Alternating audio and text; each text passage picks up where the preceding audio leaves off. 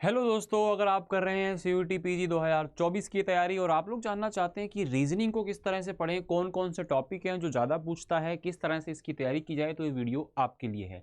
नमस्कार दोस्तों, मेरा नाम है अमित शर्मा और मैं आप लोगों का स्वागत करता हूं CUET PG के इस शानदार प्लेटफॉर्म पर।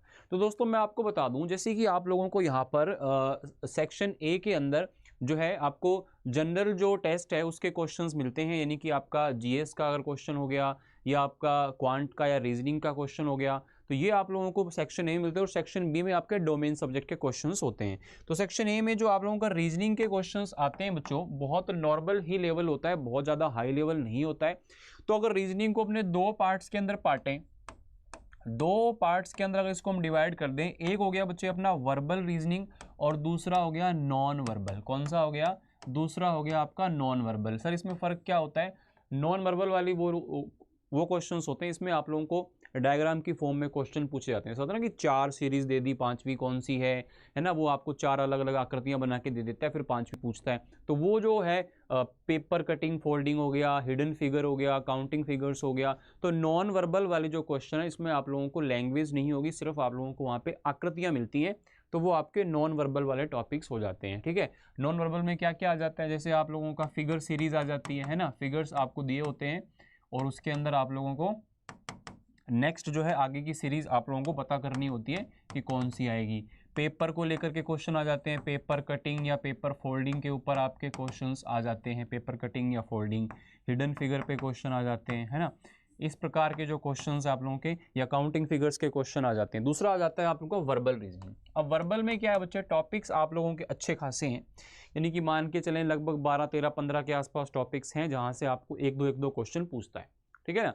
लेकिन उनमें से आपको ऐसी चीज पढ़नी हो जो सबसे ज्यादा जहां से वेटेज पड़ता है, तो मैं आपको अगर बात करूं बच्चे, एक तो आप लोगों को यहां पर मैं अगर कहूं अल्फाबेट टेस्ट। तो अल्फाबेट टेस्ट जो है आप लोगों का, अब ये एक्चुअल में क्या है, अल्फाबेट के बारे में जानकारी है, ए कितने नंबर पे है, सी कितने नंबर पे है, कैसे कैसे क्वेश्चंस आते हैं। अब इसी के अंदर से सवाल निकलते हैं। अल्फाबेट टेस्ट अगर आपने पढ़ लिया तो इसी के ऊपर आपको एक लेटर सीरीज का क्वेश्चन दिखाई दे जाता है। इसी के ऊपर बच्चे आप अगर कहें कोडिंग डिकोडिंग के क्वेश्चंस आपको देखने को मिलते हैं। कोडिंग और डिकोडिंग, कोडिंग और डिकोडिंग के क्वेश्चन, यहां से आप लोगों को एनालॉजी के क्वेश्चन देखने को मिलते हैं और यहां से आप लोगों को क्लासिफिकेशन के क्वेश्चन देखने को मिलते हैं। इन सब ही टॉपिक के अंदर अल्फाबेट टेस्ट का यूज होता है। और एक आप लोगों का टॉपिक आता है नंबर सीरीज।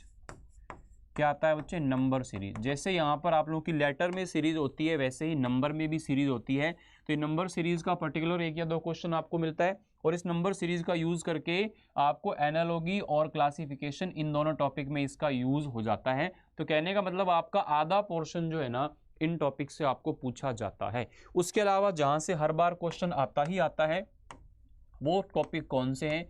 क्लॉक टॉपिक है बच्चे, आप लोगों को पढ़ा दिया जाएगा, आराम से आप यहाँ पर पढ़ सकते हो। यूट्यूब पर भी आप लोगों को क्लॉक चैप्टर से डेफिनेटली एक क्वेश्चन तो मिलेगा ही, दो भी मिल सकते हैं। बहुत आराम से बढ़िया से आप इसको समझ सकते हो।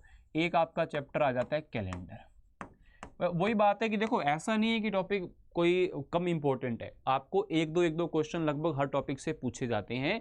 अगर मान लो 20 टॉपिक है तो आपको एक दो क्वेश्चन मिल जाते हैं, है ना। किसी से हो सकता है छोड़ दे, किसी से आपको दो क्वेश्चन भी मिल जाए। कैलेंडर हो गया। उसके बाद में ब्लड रिलेशन, ब्लड रिलेशन के क्वेश्चन आपको डेफिनेटली एक मिलता है। पॉइंटिंग वाला सवाल ज़्यादातर आता है कि उस लड़के ने एक फोटो की तरफ इशारा करते हुए बताया कि वो उसके माता के पिता की, भाई की, सिस्टर, इस तरीके से आपको पूछता है कि उसका उससे क्या संबंध है ना। आपका डाइस का क्वेश्चन, पेट है क्वेश्चन आता ही आता है। क्यूब और डाइस का क्वेश्चन आपको देखने को मिल ही जाता है ना। तो ये आप लोगों के मोस्ट इंपॉर्टेंट टॉपिक्स हैं। इसके अलावा बच्चे आप लोगों को एनालिटिकल रीजनिंग जो है उस पर भी मिलता है। स्टेटमेंट कंक्लूजन हो गया, है ना, स्टेटमेंट कंक्लूजन हो गया। ये एनालिटिकल रीजनिंग के आप लोगों को 2-3 टॉपिक्स है, वहां से आपको 2 या 3 क्वेश्चन कुल मिला के पूरे में से देखने को मिल जाते हैं। तो कहने का भाव, कहने का मतलब ये है कि आप लोगों ने क्वांट वगैरह को थोड़ा बहुत पहले पढ़ा होता है, रीजनिंग को बिल्कुल पढ़ा नहीं होता, तो इसलिए आपको थोड़ी सी ज़्यादा टफ लगती है कि ये टफ है। टफ नहीं है एक्चुअल में, बस आपने पढ़ी नहीं है। अगर आप पढ़ोगे तो सबसे ज़्यादा आसान कोई सब्जेक्ट अगर आपको लगेगा तो वो रीजनिंग होगी, और सबसे ज़्यादा मार्क्स भी यहाँ से खींचते हैं।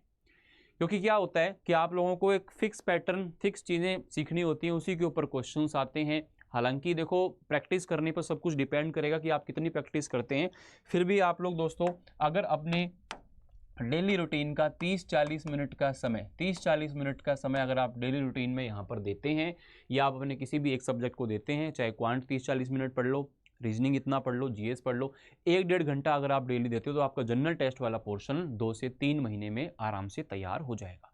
आप अगर आज से स्टार्ट करते हैं, अगर आपका पेपर मार्च में है तो आप लोगों को ये मान के चलो कि जनवरी के एंड तक आप लोगों को सब चीज़ें पढ़ लेनी है। फरवरी में आपको बढ़िया से प्रैक्टिस करनी है, देन आप लोगों को फाइनली मार्च के अंदर एग्जाम में बैठना है। क्योंकि ऐसा नहीं कि सिर्फ टॉपिक पढ़ने हैं, आपको साथ में प्रैक्टिस करनी भी जरूरी है।